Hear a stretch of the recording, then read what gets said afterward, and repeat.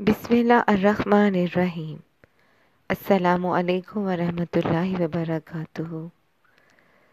Army public school کے اس تدریسی net work میں آپ کو خوش آمدید کہتی ہوں۔ میں ہوں آپ کی اردو کی ٹیچر۔ پچھلے لیکچر میں ہم نے سبق نواب صاحب کا قالین، اس کی ہم نے بلند خوانی کی تھی اور وضاحت میں نے آپ کو کروائی تھی۔ آج ہم اس چیپٹر کے اس سبق کے مشقی سوالات کو حل کریں گے۔ تو سب سے پہلے سوال جواب، مدرجہ ذیل سوالات کے جوابات تحریر کیجیے۔ الف ہے ہمارے پاس، نواب احمد کمال کیسی طبیعت کے مالک تھے؟ تو پیارے بچوں، نواب احمد کمال بڑی جابر طبیعت کے مالک تھے۔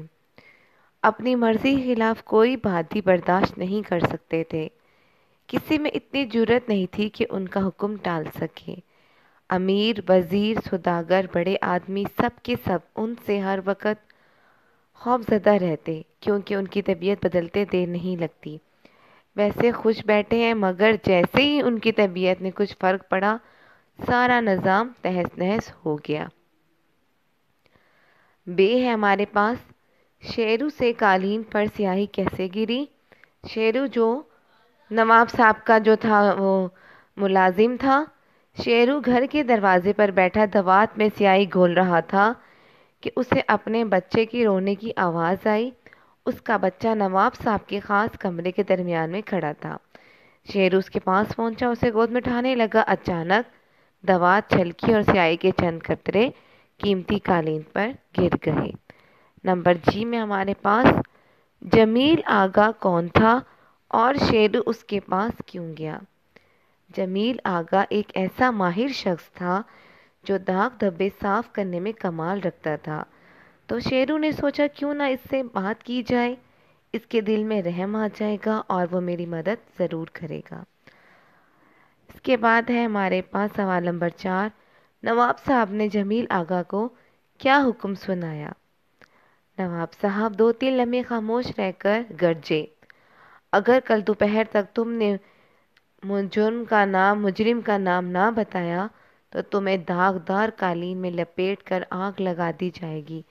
یہ ہمارا پہلا اور آخری حکم ہے۔ نواب صاحب نے تماشائیوں سے کیا کہا؟ نواب صاحب نے کہا، بھائیوں، آج مجھے معلوم ہوا کہ قالین کے مقابلے میں انسانیت زیادہ قیمتی ہے، کیونکہ انسان اپنے وعدے پہ قائم رہتا ہے اور دوسروں کے لیے اپنی جان بھی قربان کر دیتا ہے۔ یہ سبق مجھے ان 2 انسانوں نے دیا ہے اور اس لیے میں ان کا ہمیشہ ممنون رہوں گا۔ اس سبق کا مرکزی خیال تحریر کیجیے۔ اس سبق کا مرکزی خیال یہ ہے کہ قالینوں اور آسائشوں کے مقابلے میں انسانیت زیادہ قیمتی ہے۔ ٹھیک ہے؟ تو آپ کو یہ سارے سوال جواب سمجھ میں آئے؟ آپ نے اپنی کاپی میں انتہائی صفائی کے ساتھ، اچھی رائٹنگ کے ساتھ ان کو لکھنا ہے۔ اس کے بعد ہمارا جو اگلا ہے سوال، مندرجہ ذیل الفاظ اور محاورات کے معنی تحریر کریں اور انہیں جملوں میں بھی ہمیں استعمال کرنا ہے۔ اچھا، یہ اس کے آپ کو صرف معنی انہوں نے بولے تو آپ معنی بنائیں اس کے۔ سب سے پہلا ہے ہمارے پاس تہس نہس ہونا۔ اس کا مطلب ہوتا ہے تباہ و برباد ہونا۔ داغ دھبے تو نشانات کو کہتے ہیں۔ بے اختیار وہ شخص جسے کام کی اجازت نہ ہو۔ کیفیت کا معنی ہوتے ہیں حالت۔ شرارے برسنا کہتے ہیں سخت غصے میں آنا۔ ڈانو ڈول ہونا یعنی کہ ڈگمگانا، ڈگمگایا ہوا، پریشان حال۔ بلا تعمیل کا مطلب ہوتا ہے فوراً، جلد، بغیر رکے۔ آسمان سے باتیں کرنے کا مطلب ہوتا ہے نہایت بلند ہونا۔ جیسے اس کا جملہ ہم بنائیں، ایک پہاڑ آسمان سے باتیں کرتا دکھائی دیا۔ بعید کہتے ہیں دور ہونے کو۔ اس کے بعد اگلے سوال پر آتے ہیں۔ سوال نمبر 4 ہے، سبق کے متن کو مد نظر رکھتے ہوئے درج ذیل بیانات کو درست کر کے تحریر کیجیے۔ یعنی کہ یہ ہمارے پاس جو جملے دیے ہوئے یہ ہمارے پاس صحیح حالت میں نہیں ہے، ان کو ہم نے کتاب کو اچھی طرح سبق کو پڑھنا ہے اور اس کے مطابق ان کو درست کر کے لکھنا ہے۔ نمبر 1، نواب صاحب کو عمدہ اور خوبصورت کتابوں سے بڑی محبت تھی۔ اس کا صحیح جواب ہے نواب صاحب کو عمدہ اور خوبصورت قالینوں سے بڑی محبت تھی۔ نمبر 2 ہے، ایک دفعہ ان کے یہاں اسلام آباد سے قالین آیا۔ تو اس کا درست جواب ہے ایک دفعہ ان کے یہاں بخارا سے قالین آیا۔ نمبر 3، بچہ بتانے لگا کہ اس کی پینسل اس کمرے میں کہیں کھو گئی ہے۔ اس کا درست جواب ہے بچہ بتانے لگا کہ اس کی گیند کمرے میں کہیں کھو گئی ہے۔ نمبر 4، جب قالین جل چکا تو نواب صاحب گھر کے بڑے دروازے سے باہر نکلے، مگر یہ کیا وہ اکیلے تھے۔ جب قالین جل چکا تو نواب صاحب محل کے بڑے دروازے سے باہر نکلے، مگر یہ کیا وہ اکیلے نہیں تھے۔ اس کے بعد ہے، شہر میں صرف 3 لوگوں کو اصل حقیقت کا علم تھا۔ اس کا درست جواب ہے شہر میں صرف 2 لوگوں کو اصل حقیقت کا علم تھا۔ اس کے بعد نمبر 6، نواب صاحب مجمع میں بیٹھے تھے کہ شیرو وہاں پہنچ گیا اور اس نے سارا واقعہ بیان کر دیا۔ اس کا درست جواب ہے نواب صاحب اکیلے بیٹھے تھے کہ شیرو وہاں پہنچ گیا اور سارا قصہ بیان کر دیا۔ اس کے بعد نمبر 7 یعنی آخری ہے ہمارے پاس، شام ہوئی تو لوگوں کے سامنے ایک بڑے چوک میں چادر کو آگ لگا دی گئی۔ اس کا درست جواب ہے دوپہر ہوئی تو محل کے سامنے ایک بڑے میدان میں قالین کو آگ لگا دی گئی۔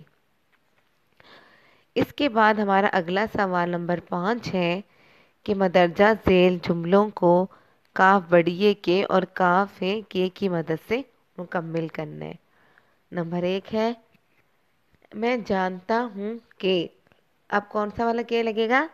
ہے والا، جس کے آخر میں ہے آتی ہے، کہ علی کے پاس کا، یہ کون سا کے ہے؟ کاف بڑی والا۔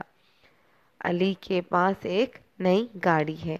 اس کے بعد نمبر 2، شیرو گھر، اب یہ کون سا والا کے لگے گا؟ کاف بڑی کے والا، کہ دروازے بیٹھا دوات میں سیاہی گو رہا تھا کہ، اب جو کے آئے گا وہ کاف ہے والا، اسے اپنے بچے کے رونے کی آواز آئی۔ نمبر 3، اس نے دیکھا کہ، اب یہ کون سا کے لگے گا؟ کاف ہے والا، کہ اس کا بچہ نواب صاحب، اب یہ والا کون سا کے لگے گا؟ کاف بڑی کے والا، نواب صاحب کے خاص کمرے میں کھڑا تھا۔ نمبر 4، نواب صاحب جانتے تھے، اب کون سا کے لگے گا؟ کاف ہے والا کے، سیاہی کی، اب یہ کاف بڑی والا کے لگے گا، سیاہی کے دبے دور نہیں ہوں گے۔ اس کے بعد نمبر 5 ہے شیرو، اب شیرو کاف بڑی یہ والا کے لگے گا، شیرو کے بیٹے نے بتایا کہ، اب یہ جو کے ہے کاف ہے والا کے ہوگا، کہ اس کی گیند اس کے کمرے میں کہیں کھو گئی ہے۔ اس کے بعد نمبر 6، جمیل آقا جانتے تھے، اب یہ کاف ہے والا کے لگے گا، یہ کام ان کے کاف بڑی کے بس کا نہیں۔